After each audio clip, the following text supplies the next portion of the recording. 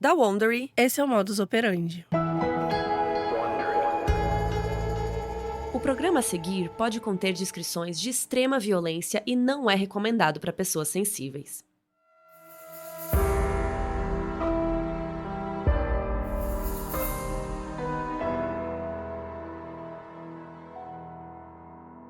Em janeiro de 2011, um crime chocante aconteceu em Nova York. Um jornalista português foi encontrado morto em um hotel. O crime foi extremamente violento e as suspeitas se voltaram para o seu acompanhante de viagem. Eu sou a Mabê. Eu sou a Carol Moreira. E essa é a história do assassinato de Carlos Castro.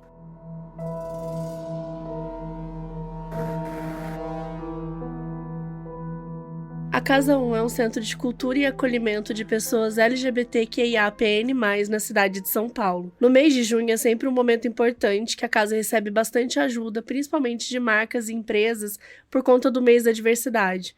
Mas infelizmente esse ano eles tiveram uma baixa considerável. Então eles precisam da nossa ajuda. Eu trabalhei com o Irã, que é o diretor da Casa 1, e eu vi esse projeto nascendo 7 anos atrás.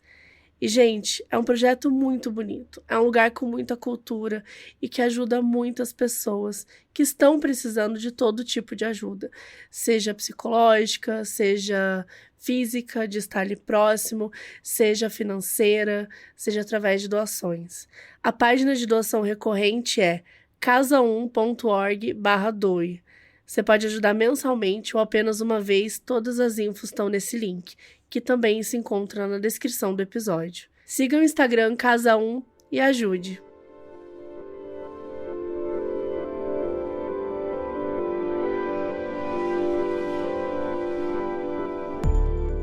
Carlos Castro nasceu no dia 5 de outubro de 45, na cidade de Moçambique, na Angola. Quando ele tinha só um aninho, a família dele se mudou para Lisboa, em Portugal, onde ele viveu a maior parte da vida. E aí o Carlos foi crescendo e começou a sentir uma paixão pela escrita. Aos 15 anos, em 1960, ele resolveu voltar para Angola por um tempo porque ele queria seguir essa vontade de ser escritor e ele tinha conseguido uma oportunidade super legal por lá. E aí ele começou a trabalhar como estagiário de jornalismo em vários jornais locais, revistas e rádios lá do país. E aí, em 73, quando ele estava com 28 anos, ele até venceu o Festival Literário de Luanda, a capital da Angola, né? Ele venceu com um poema chamado Feitiço de Tinta. Aí, 2 anos depois, ele voltou para Lisboa e nunca mais parou de trabalhar nessa área. E o Carlos foi se tornando um profissional muito conhecido em Portugal por conta desse seu trabalho como jornalista, cronista e também comentarista social. Além disso, Carlos também se destacou como escritor e publicou vários livros ao longo da carreira dele. Um deles se chama As Mulheres que Marcaram a Minha Vida, que une crônicas sobre as mulheres famosas que influenciaram a vida dele. Ele citava vários exemplos de mulheres portuguesas, como Beatriz Costa, como Carmen Miranda, que era luso-brasileira, que tem muita gente que acha que ela é brasileira, né? Mas ela é brasileira sim, porque ela é muito forte pro nosso Brasil, então a gente vai roubar essa mulher pra cá. Mas, pra quem não sabe... Metadinha, né? A Carmen Miranda é um pouquinho brasileira, mas não é tanto assim.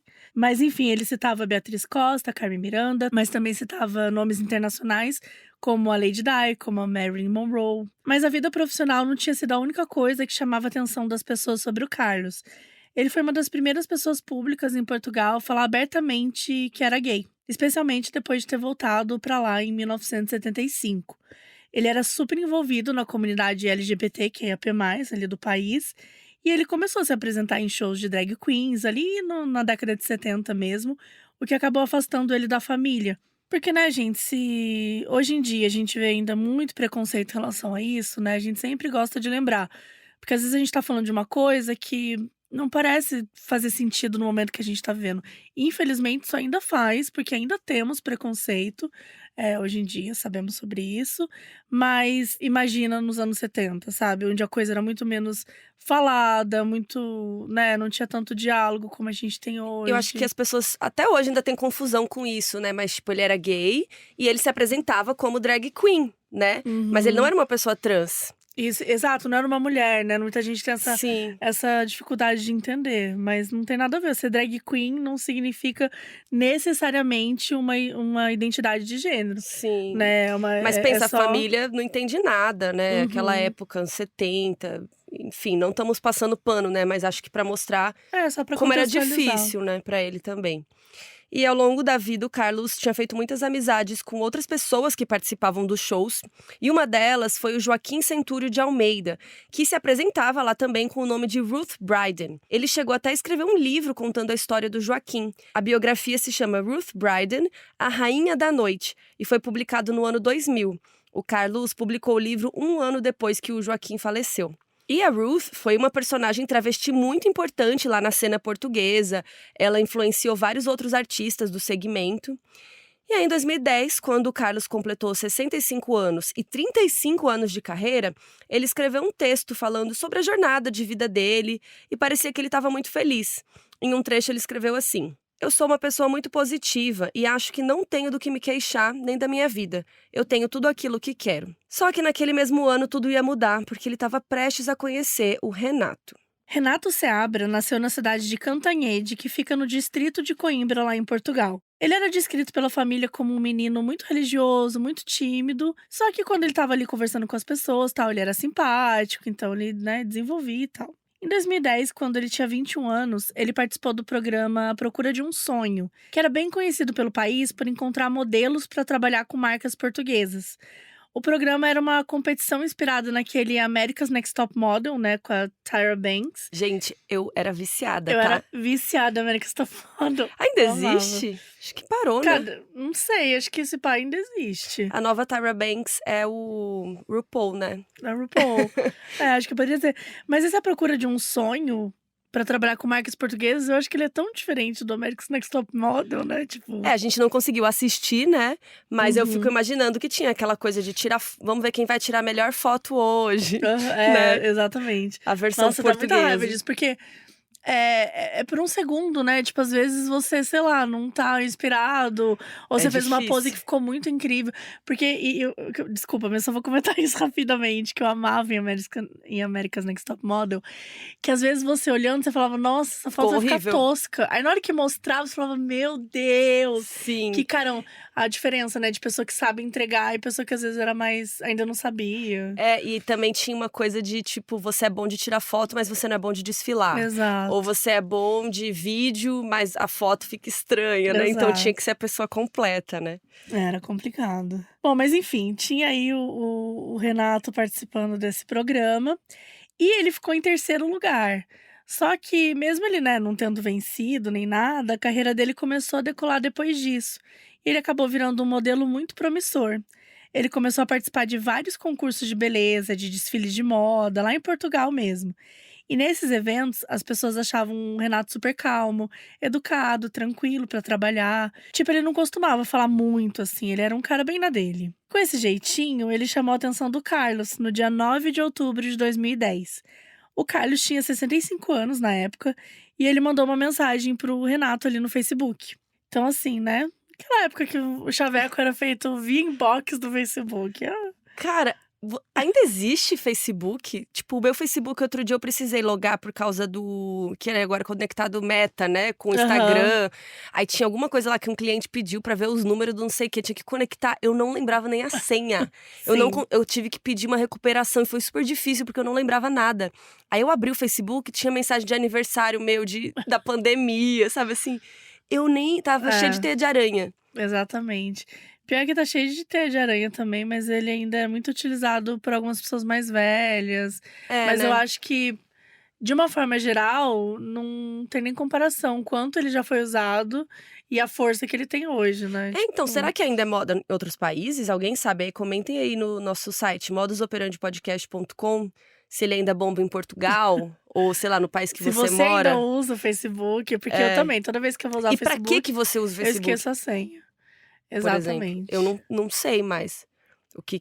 Lá deve ter um povo que eu conheci faz 20 anos, sei lá. Sim. Enfim, né, o Carlos mandou uma mensagem lá no Face, dizendo que tinha visto o trabalho do Renato e achava que poderia ajudar na carreira dele, porque ele tinha vários contatos aí do mundo do entretenimento. Ele disse que estava indo para a Semana de Moda de Portugal, que ia acontecer na cidade de Porto, e perguntou se o Renato não queria encontrar com ele lá.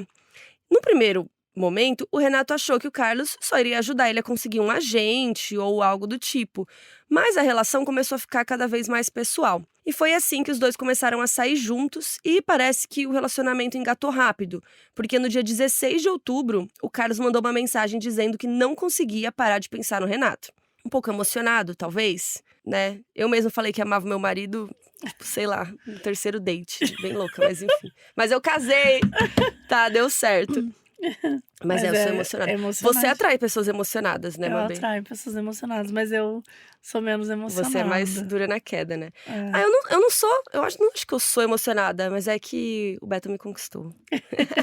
Era pra ser. Era pra ser. Aquelas, mas enfim. Só que o Carlos mandou uma mensagem falando que não parava de pensar no Renato. Lembrando, o Carlos tá com 65, o Renato com 21, né? E aí, o Renato respondeu que tinha pensado bastante sobre o que eles tinham conversado e que queria ficar com o Carlos, sim. Então, dá a entender que eles tiveram alguma conversa sobre a amizade, relacionamento deles aí, em alguma das vezes que eles se encontraram pessoalmente, sei lá, aquela DR pra dar uma alinhada, né, que cada um tá achando, assim. Mas o status do relacionamento a gente não sabe certinho qual era, sabe? É meio misterioso. Tinha no Facebook, não tinha? Quando você namorava alguém? Tinha um que você colocava, tipo, estou em. Como é que era? Relacionamento sério. Estou em um relacionamento sério, tô namorando e tal. E tinha um que era tipo, estou confuso. Depois começou a ter essas coisas. Eu não lembro agora qual que era. Só que Acho que o deles é meio isso, né? Era tipo isso. Então não dá pra saber se eles namoravam. Na verdade, gente, não dá nem pra saber se eles sequer ficavam, entendeu? Porque, como a gente diz, não tem nada assim muito específico sobre isso. Podia ser platônico, né, do lado do Carlos, sei lá. Exato. Só que os amigos do Carlos já estavam vendo que ele estava, assim, perdidamente apaixonado pelo Renato, que ele não escondia mais de ninguém essa informação. E, por outro lado, o Renato parecia mais privado sobre o que estava acontecendo, não tinha contado para ninguém da família.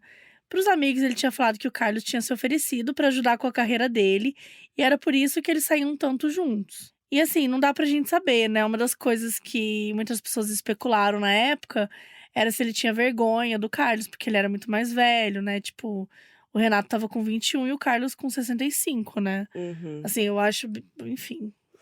É um pouco a mais, né, pessoal? Acho que Mas eu nada acho bem, contra. bem complicado.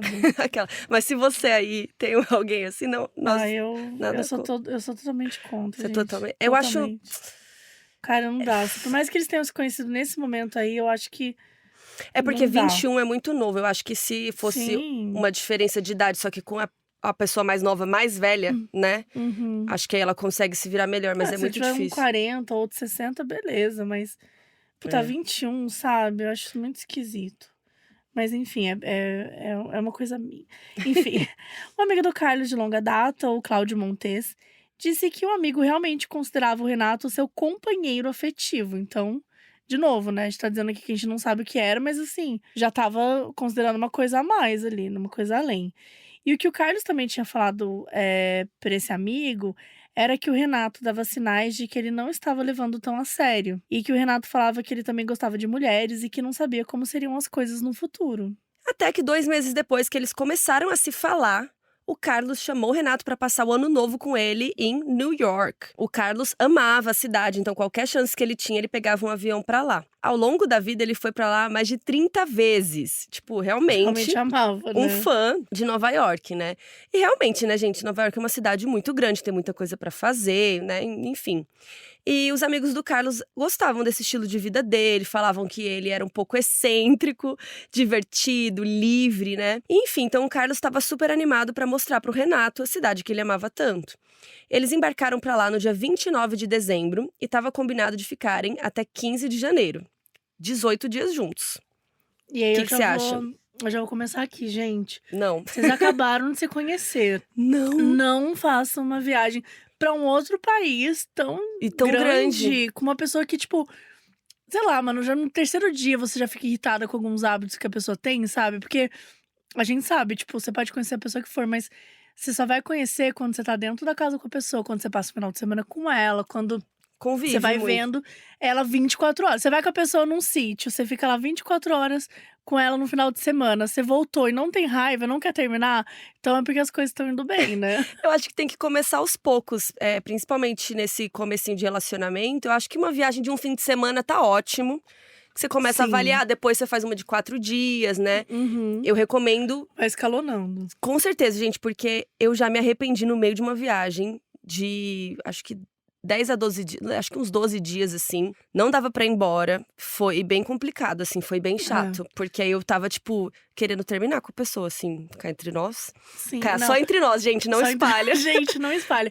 Aí eu vou contar também, eu já terminei uma viagem, um namoro. No meio da No viagem? meio da viagem. Porque Mas ele e me aí? irritou tanto, que eu… Não, esse foi, assim, foi talvez a vez que eu mais fiquei irritada na minha vida. Eu era novinha, né?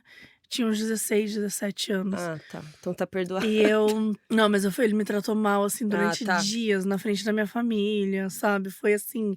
Eu aguentei, porque eu falei, cara, eu vou voltar e a gente termina. Eu sou uma pessoa que eu não gosto de brigar na frente dos outros. Sim. Acho muito, sabe, eu não me sinto Claro, confortável.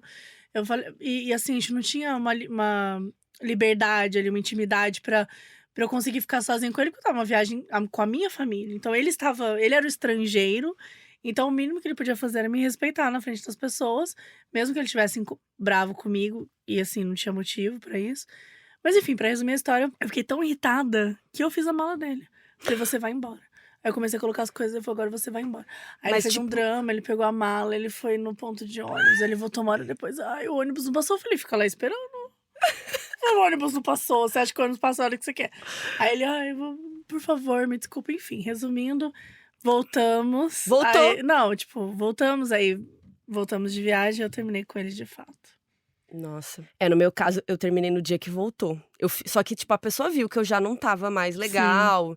Mas aí, quando difícil, a pessoa perguntava, eu ficava enrolando. Tipo, não, eu só tô cansada, sei lá. Porque eu não queria estragar o resto da viagem. Eu falei, vamos curtir? Vamos aproveitar. E aí, no dia que chegou, eu falei… Não, e no dia que chegou, a pessoa meio que começou a ficar lá em casa. Não tava indo embora. Deus, não, nossa. Aí, eu tive que meio que sentar pra conversar e tal. Então, gente, não vá passar 18 dias em Nova York com o seu recente crush. Não vai dar certo. Leva um amigo, sabe? Alguém que você sabe que…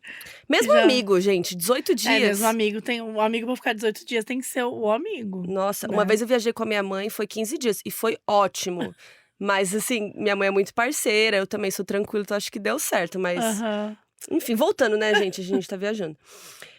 Mas enfim, como seria a primeira vez do Renato em Nova York também, então eles foram primeiro fazer todas as coisas básicas de turismo da cidade. Eles foram na Broadway, onde ficam os teatros, né, que tem todos os musicais famosos. Fizeram um monte de coisa legal. Eles fizeram compras, eles viram a Estátua da Liberdade, saíram pra comer nos restaurantes favoritos do Carlos, encontraram alguns amigos dele por lá, então, né, ali ao longo dos dias. E eles ficaram hospedados no Hotel Intercontinental, que fica bem na Times Square, que é um dos lugares mais famosos de Nova York. Ali é aquele lugar que tem um monte de poluição visual, basicamente, né, gente? Tipo, são aqueles outdoors… telão, assim, virtual, não é virtual, de LED. De LED e tal, que vai passando filme, vai passando vídeo. Inclusive, teve propaganda do Caso Bizarro, né, pela Wonder, ali na Times Square. Tá rolando de vários podcasts. Será que agora o Modus Operandi vai ter também na Times Square? Fica a dica aí, Wonder. Olha, Wonder, fica a dica aí que a gente quer, hein? Será a gente que quer passar na Times Wonder, Square. please. Please, Wonder. Eu acho que tem que ser isso, a gente quer também. Mas então, o hotel ficava aí, né, nesse lugar, então… Bem caótico lá. Bem caótico lá. E é tão doido, gente, que mesmo à noite parece que tá claro, porque é tanto telão… Sim, que é bizarro. Tipo, à noite não fica escuro, sabe? Então é meio assim, muita energia. Muito estímulo, sabe? É muito estímulo, assim, você fica um pouco… meio doidão, assim. Mas enfim, eles estavam hospedados no mesmo quarto, ficava no 34º andar. Um andar muito alto, dava pra ver toda a cidade, assim, era bem chique. E eles passaram a virada do ano com os amigos do Carlos ali pela Times Square mesmo, porque lá tem uma festa de fim de ano bem conhecida. E aí tem vários shows de artistas famosos e tem um prédio que fica bem no meio ali da praça, que ela tem uma bola iluminada num mastro. E aí quando dá meia-noite, essa bola desce do topo ali pelo mastro. E esse evento é conhecido como Ball Drop, né, a queda da bola em português. Então, muita gente vai lá na Times Square assistir. Todo filme, né? Todo não, mas tem vários filmes que tem isso, série, enfim. E aí, depois desse super ano novo, a viagem deles continuou tranquilamente por uns dias. Mas, aparentemente, começaram a rolar umas crises de ciúmes por parte do Carlos. Em um desses passeios que eles estavam fazendo, o Renato acabou trocando telefone com 2 mulheres. E aí isso teria provocado uma crise no Carlos ali. Começou a acontecer uma discussão, aí depois mais uma outra discussão, isso foi virando um climão ali entre eles. E eles passaram a discutir muito no quarto de hotel, umas pessoas chegaram até a ouvir um pouco das tretas, assim. Aí no dia 6 de janeiro, eles foram tomar um café com a Wanda Pires e a filha dela, Mônica. Elas eram portuguesas, a Wanda era esposa do Luiz Pires, que era um jornalista e editor do jornal Luso-Americano, e ele morava lá nos Estados Unidos, então... O Luiz era amigo do Carlos há um tempão, então sempre que o Carlos ia lá para Nova York, né, ele falava, vai Luiz, vamos se ver e tal. E é isso, então, naquele dia específico, o Luiz não pôde ir, e a Wanda e a Mônica, né, a mulher e a filha dele, foram lá encontrar com o Carlos e tal. E aí elas conheceram o Renato, acharam ele super legal, educado, gente boa, tranquilo. Aquele outro amigo do Carlos que a gente já citou, o Cláudio Montes, ele chegou a falar com o Carlos por telefone nesse dia, disse que estava tudo bem, que o Carlos estava feliz. Mas, infelizmente, as coisas não iriam continuar assim.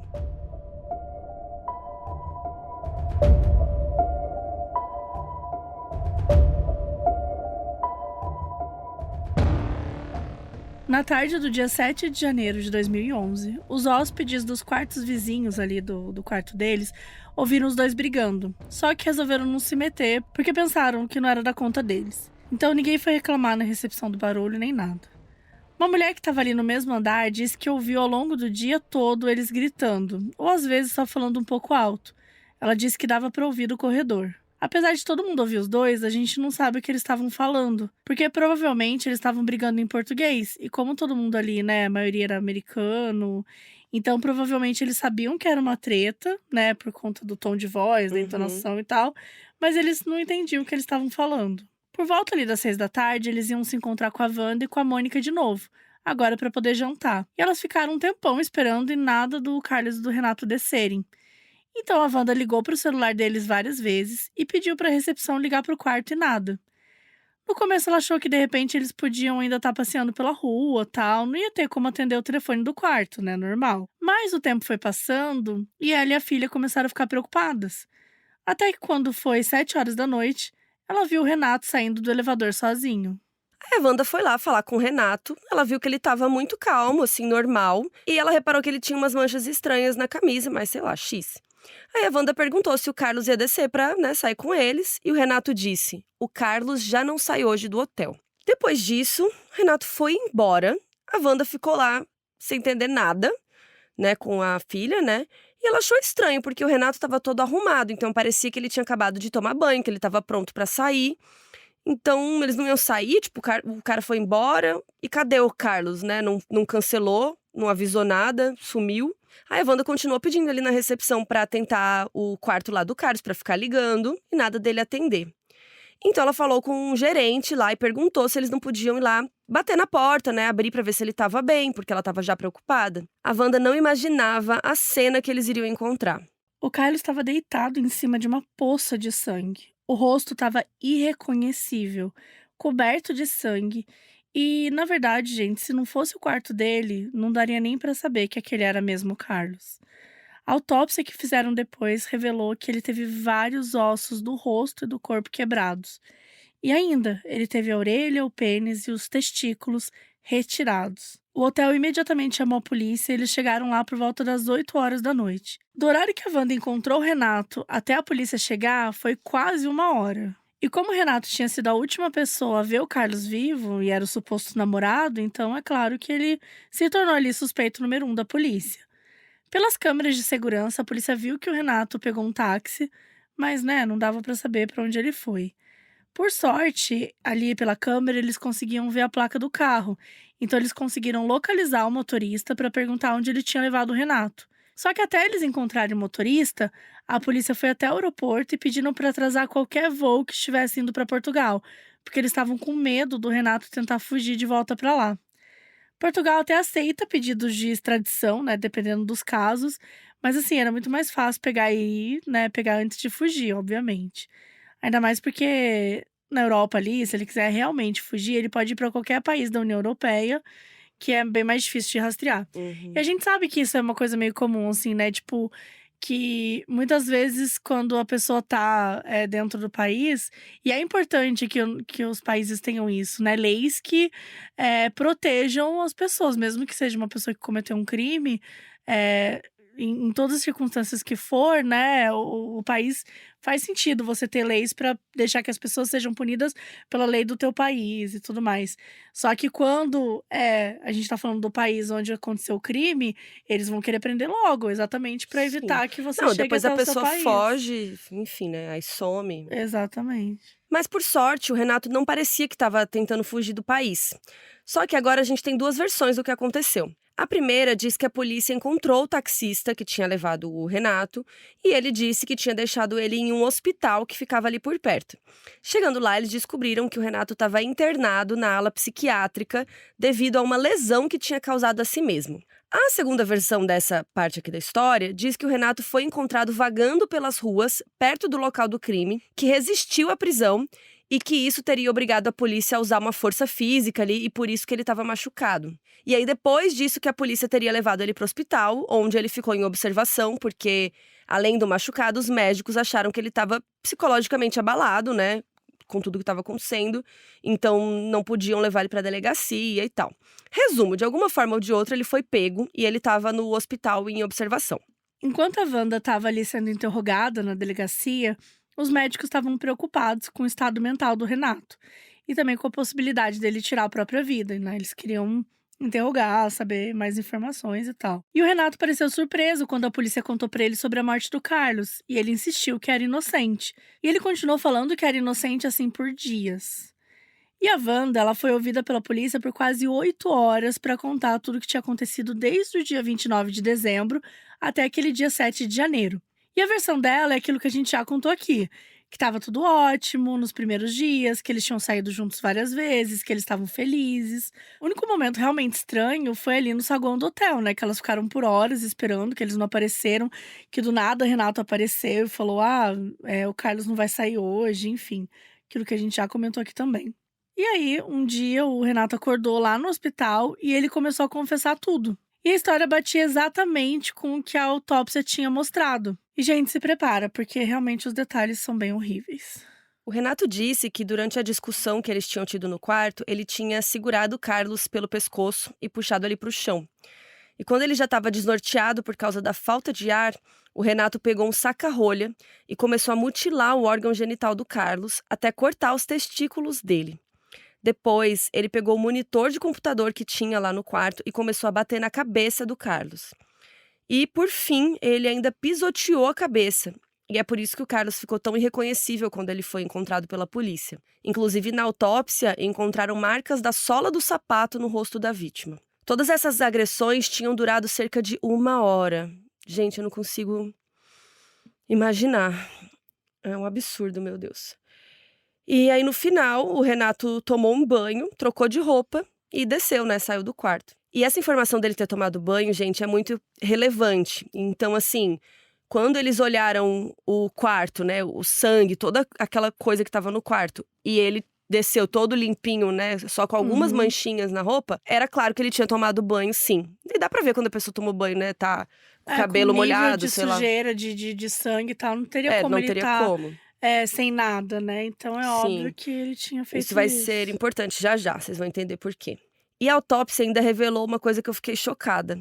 Provavelmente o horário da morte foi por volta de 14 horas, 2 da tarde. Sim, gente, 5 horas antes dele descer, né, do cadáver ser encontrado e tudo mais.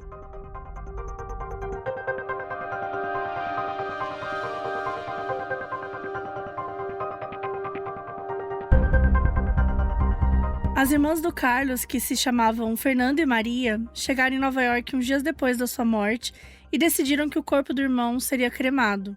Elas disseram que ele tinha um desejo de ter as suas cinzas jogadas em Nova York porque era o lugar favorito dele no mundo inteiro, né?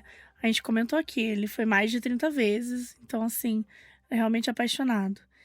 Então, primeiro Carlos foi velado num cemitério em Newark, ali em New Jersey, e lá vivia uma grande comunidade portuguesa. E como o crime rapidamente chocou, né, a sociedade de Portugal, foi um velório bem marcante para essa comunidade ali em New Jersey. Aquele amigo dele, o Cláudio Montes, disse na época para vários jornais que o Carlos era muito querido e que todo mundo estava surpreso com o que tinha acontecido.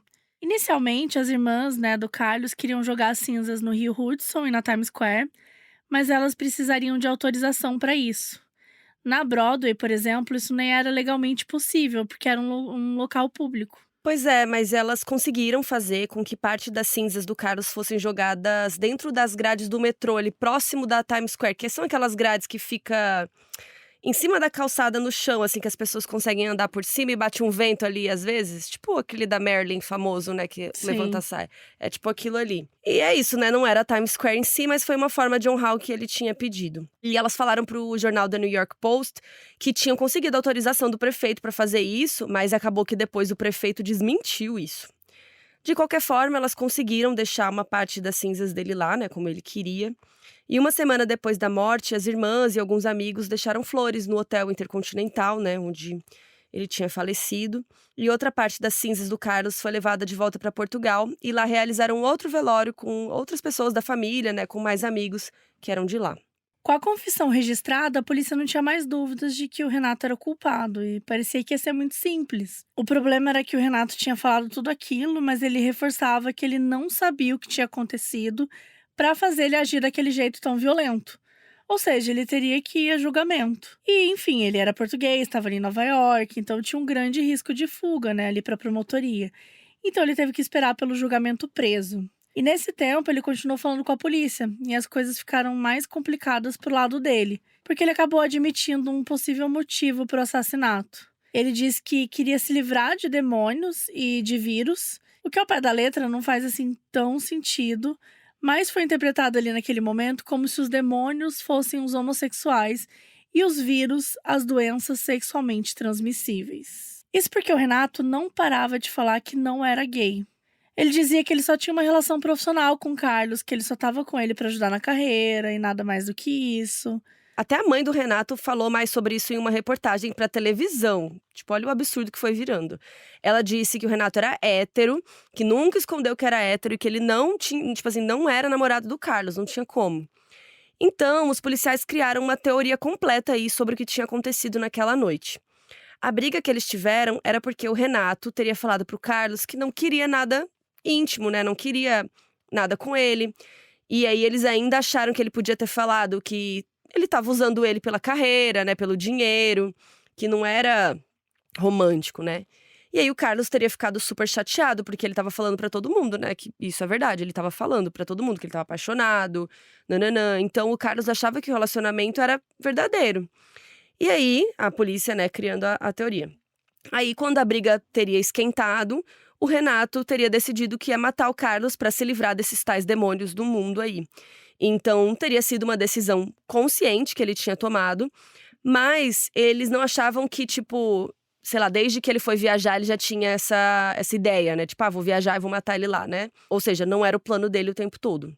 E aí, em março de 2011, 2 meses depois da prisão, os advogados do Renato entraram com um pedido para anular a confissão que ele tinha feito. Eles entraram em contato com o hospital psiquiátrico, onde ele estava internado, e os médicos falaram que, assim, ele não estava em condições psicológicas, na época, para confessar nada dias depois do assassinato. E que, além disso, ele tinha falado sem advogado presente, o que não poderia ter acontecido. Eles falaram que a polícia se aproveitou, aproveitou o fato de que o Renato estava claramente abalado psicologicamente e não ia conseguir raciocinar, pensar de forma clara, para pedir um advogado e forçar ele a confessar. Os psiquiatras também falaram que não achavam que o Renato tinha condições de passar por um julgamento naquele momento, que provavelmente seria melhor adiar o julgamento, que naquele momento estava marcado para junho. Mas o juiz negou esse pedido e o julgamento ia seguir ali como programado. Porém, aconteceram umas confusões administrativas com as datas de outros julgamentos ali no estado de Nova York, e acabou que o julgamento do Renato realmente foi adiado para o final daquele ano.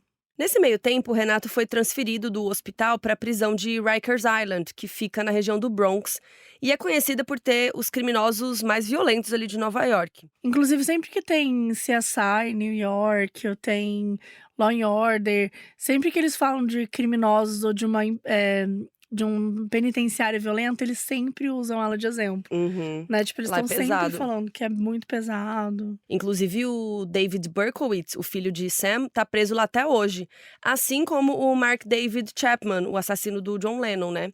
E a gente tem episódios sobre esses dois casos, né? O Berkowitz é aquele que matava com uma arma e ele mandava carta pra polícia e tal. E foi ele que disse que o cachorro do vizinho que mandou ele matar. É o nosso episódio 62. E o Chapman era um super fã dos Beatles que atirou no Lennon pelas costas. Esse é o episódio 123. E na dúvida, gente, se vocês quiserem saber se a gente tem algum caso, né, uma pessoa que a gente já falou, no nosso site tem um sistema de busca. Então você pesquisa lá, Chapman, e você acha o episódio. É modusoperandipodcast.com. Então, a família e os amigos do Renato tentaram entrar em contato com a Anistia Internacional, que é uma ONG que luta pelos direitos humanos e tal, para tentar uma transferência. Apesar do crime ter sido muito violento, a saúde mental do Renato era a maior preocupação da família, porque se ele já estava com dificuldades no hospital, né, como que ele ficaria numa prisão conhecida por ser muito violenta e tal. Mas esse pedido não deu em nada e o Renato continuou lá em Rikers Island até o julgamento. No final de 2011, quase um ano depois do assassinato do Carlos Castro, o julgamento finalmente começou. Do lado da promotoria, eles argumentaram que o crime em si podia até não ter sido premeditado, mas que acobertar tinha sido sim.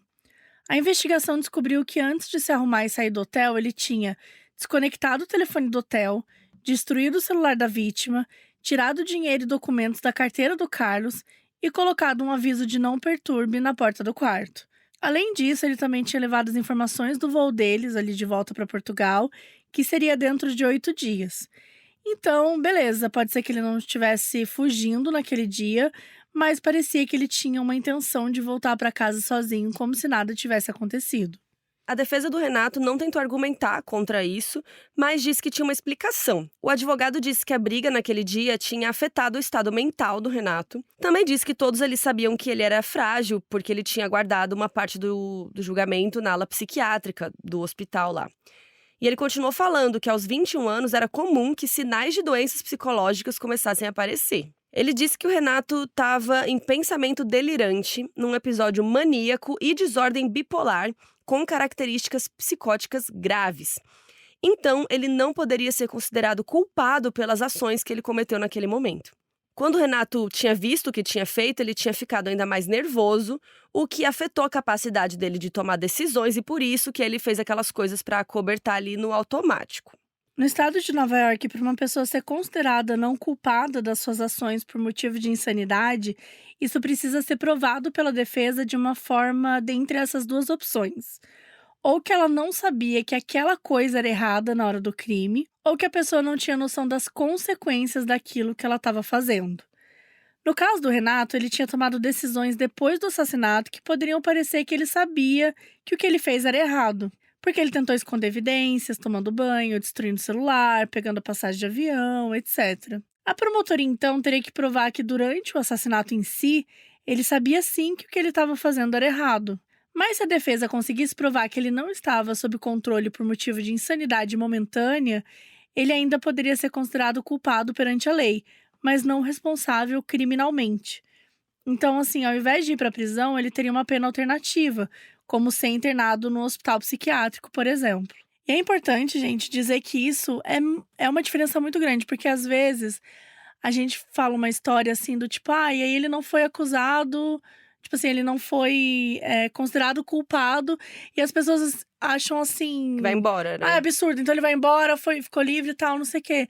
E não é bem assim. Existem outras formas, muitas vezes, de tratar as pessoas, né? Então, quando a gente olha para pessoas que estão passando por alguma questão mental, essas pessoas irem para presídios, assim, muitas vezes acaba prejudicando a vida de todo mundo ali, pode pôr em risco, tem uma série de fatores pelo qual é preciso deliberar para onde que essas pessoas vão. Sim, é uma tecnicalidade, né, digamos assim. É uma tecnicalidade, mas que às vezes, é super importante. E às vezes nem é melhor, tá? Dependendo do hospital psiquiátrico que a Exatamente. pessoa vai parar, também não significa que Exatamente. ela se safa, sei lá. E aí, no dia 21 de dezembro de 2011, os jurados deram o resultado da deliberação e explicaram sua decisão.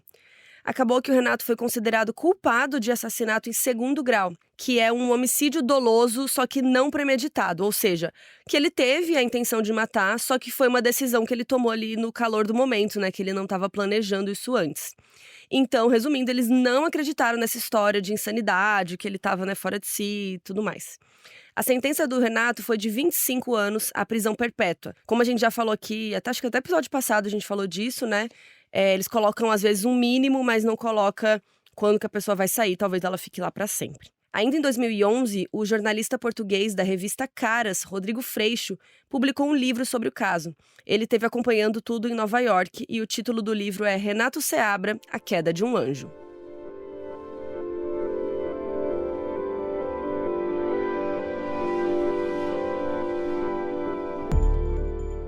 No dia 7 de janeiro de 2015, exatamente 4 anos depois do crime, foi lançado o filme de ficção português chamado Crime.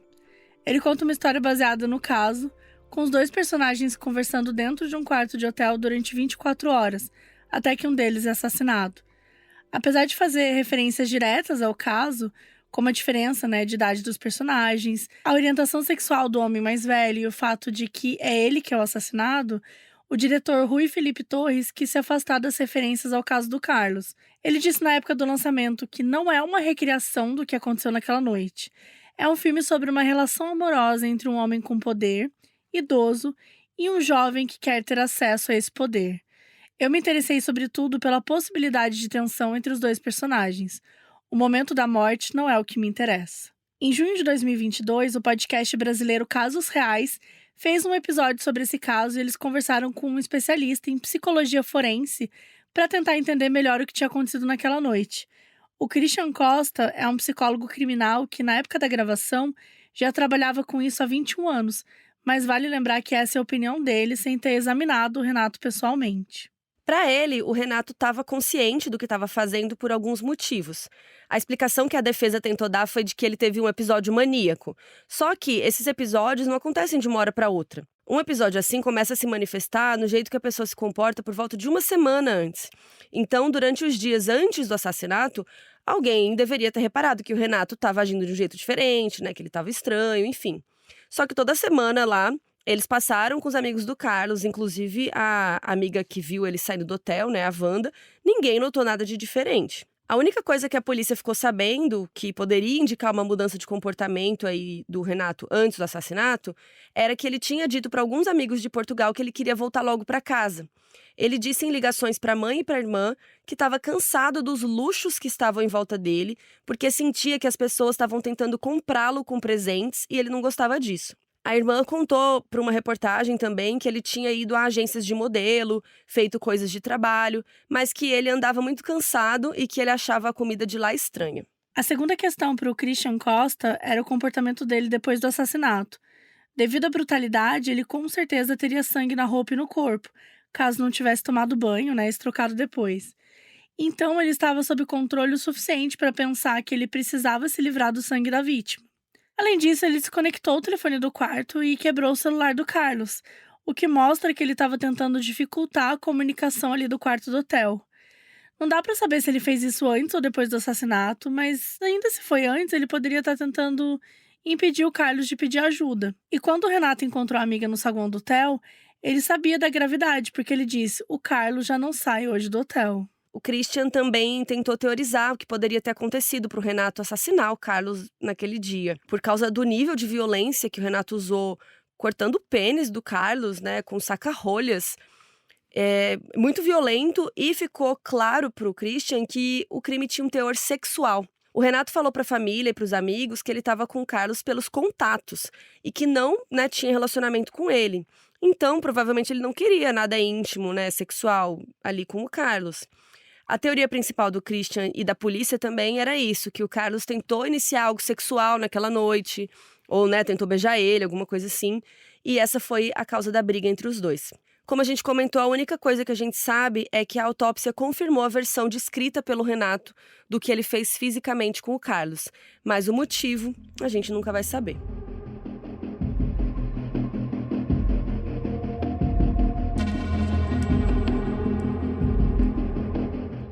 Atualmente, o Renato está com 34 anos. A pena dele era entre 25 anos e prisão perpétua. A gente já explicou isso aqui no podcast, mas nos Estados Unidos tem isso de às vezes o juiz não cravar um número específico. Isso significa que quando der 25 anos de pena, a justiça vai rever o caso e decidir se o Renato estará apto a sair da prisão mesmo. Ou em alguns casos a pessoa até sai, só que sai incondicional. E isso pode acontecer em 2036, quando ele vai estar com 46 anos. Se a justiça norte-americana estabelecer que ele tem que ficar mais tempo preso, o caso dele vai ser revisto então de 2 em 2 anos. Caso eles decidam que ele se comportou bem na prisão e está arrependido pelo que fez, ele vai ser transferido para Portugal e aí o governo português vai determinar se ele vai continuar preso ou não. Um dos maiores empecilhos para a liberdade condicional é que o sistema pede que você se arrependa do crime. Só que se você alegou esse tempo todo que você é inocente, não tem como você estar arrependido de nada, né? Se você não fez nada. Cara, a gente vê muito isso em filmes, né? Às vezes, true crime também, ficção, séries, enfim, porque é algo muito comum em casos que a pessoa se diz presa injustamente, ou que às vezes é realmente que a pessoa realmente é inocente, porque ela não quer admitir a culpa de uma coisa que ela não fez. E isso acontece também na hora de decidir a pena, porque às vezes eles fazem acordos que se a pessoa admitir o crime, ela fica menos tempo presa, né, do que se você continuar falando que é inocente. O que é muito bizarro, muito triste, né? Imagina uma pessoa inocente tendo que falar que fez algo horrível só pra não ficar tanto tempo presa, né? Eu lembrei do caso do Staircase, que no final das contas ele teve que admitir Sim. pra sair solto, que ele já era bem idoso, né? E isso também aconteceu no caso do Adnan Syed. Só que o Adnan não falou que era culpado, então ele manteve a sua inocência até o fim. E por isso ele ficou muito mais tempo preso, né? E depois até por conta do podcast lá do Serial, né? Ele conseguiu sair, enfim. A gente conta o caso do Adnan nos episódios 152 e 153. Cara, mas isso me pega muito mesmo. O fato de que, pra diminuir a pena, você precisa assumir, né? Tipo, E tá isso arrependido. pra algumas pessoas, às vezes, é mais fácil falar e tal. E tem algumas pessoas que elas, assim, é ferro e fogo. Assim, cara, não sou culpado, eu não vou admitir. Só que Porque se como você que a sociedade admitir... te vê, né? Exatamente. E é muito louco, porque mesmo que a pessoa esteja admitindo ali pra diminuir a pena, é aquilo, no final as pessoas vão falar, mas você admitiu que você era Aham. culpado, né? Você assumiu que você matou. E quando você sair da prisão, né? Se sair, Exatamente. nesse caso. O tanto que as vidas são destruídas porque as pessoas simplesmente precisam fazer o que vai resolver na lei, né? E ao invés de ser isso, justo pra lei. elas. Então é foda. E isso também acontece quando você tá pronto pra condicional, né? Então, chega ali na hora de audiência e o cara fala, não tô arrependido porque eu sou inocente. Aí o governo pode negar a liberdade condicional. Até porque nesse caso aqui de condicional, se a pessoa já foi considerada culpada pela justiça, então, pra justiça, ela é culpada. Enquanto você fala, não, mas eu sou inocente, então você tá mentindo, né? É bem Sim. complexo isso. E no caso do Renato aqui, ele admitiu o assassinato, né? Ele admitiu, tanto que ele contou, descreveu, ele falou o que ele fez. Mas ele continuou afirmando que ele era inocente, né? Ele continuou dizendo que ele não era criminalmente responsável. Então é difícil dizer se ele vai ser solto ou se os juízes vão usar isso pra manter ele encarcerado. Se ele mudou de opinião, né? Porque às vezes tem isso, tipo, ele viu o quanto ele perdeu ao não assumir. Talvez ele assuma pra diminuir, enfim, né? Desde que ele foi preso, a família do Renato continuou batalhando para ele ser transferido para Portugal, porque a lei de lá beneficiaria ele. Em Portugal, é obrigatório que a pessoa possa sair em liberdade condicional depois de servir 5/6 da sentença, que no caso do Renato seriam 21 anos mais ou menos. Então ele poderia sair incondicional em 2032, aos 42 anos de idade. E a família do Renato já entrou em contato com o governo português pedindo ajuda nas negociações com os Estados Unidos, mas eles não quiseram se meter. Apesar de ter sido um crime entre 2 cidadãos portugueses, eles disseram que, né, aconteceu em solo estadunidense, então os norte-americanos têm o direito de aplicar a sentença como quiserem. Nesse sentido, até o caso do Renato lembra um pouco da Amanda Knox, né? A gente tem um episódio sobre ela lá no comecinho do Modus, episódio 19, nem eram centenas ainda. Ela é uma americana que em 2007 se tornou suspeita pelo assassinato de uma colega estudante na Itália. E ela acabou ficando presa lá por 4 anos. Ela também sempre alegou que era inocente, né? E ela acabou sendo absolvida em 2011 e voltou para os Estados Unidos. Mas o caso dela ganhou bastante atenção por essas diferenças aí entre os sistemas jurídicos, né, dos dois países. Enfim, enquanto nenhuma mudança acontece, o Renato passa os dias lá na prisão. Ele trabalha na confecção de roupas para os presos e ajuda nas missas que acontecem lá. Em 2013, a jornalista portuguesa Marta Danes entrou em contato com ele para uma entrevista. E de início, o Renato recusou, mas depois ele topou e escreveu uma carta para ela que dizia assim: Abre aspas. Eu tenho dias que não aguento e choro. Começo a pensar em toda a pena que eu tenho que cumprir, no sofrimento que a minha família está sentindo, nos sonhos que eu tenho, mas que vão ser muito difíceis de realizar.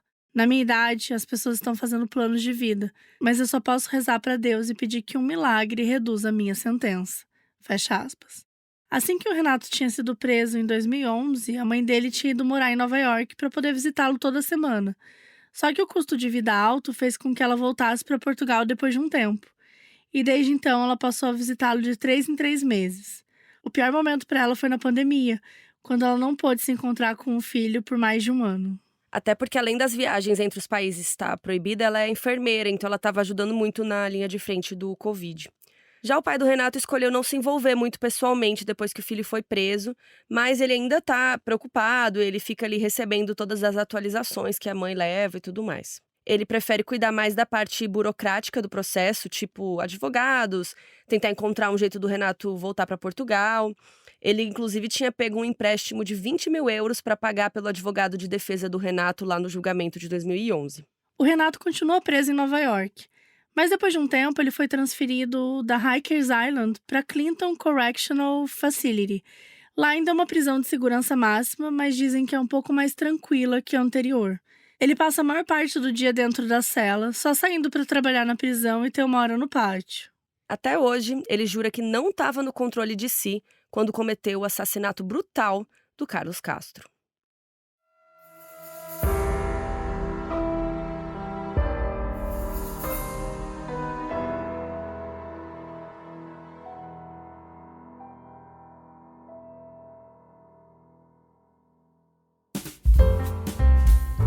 E agora, fiquem com os erros de gravação. O crime foi extremamente violento e as suspeitas... Quê? Suspeitas? O crime foi extremamente violento.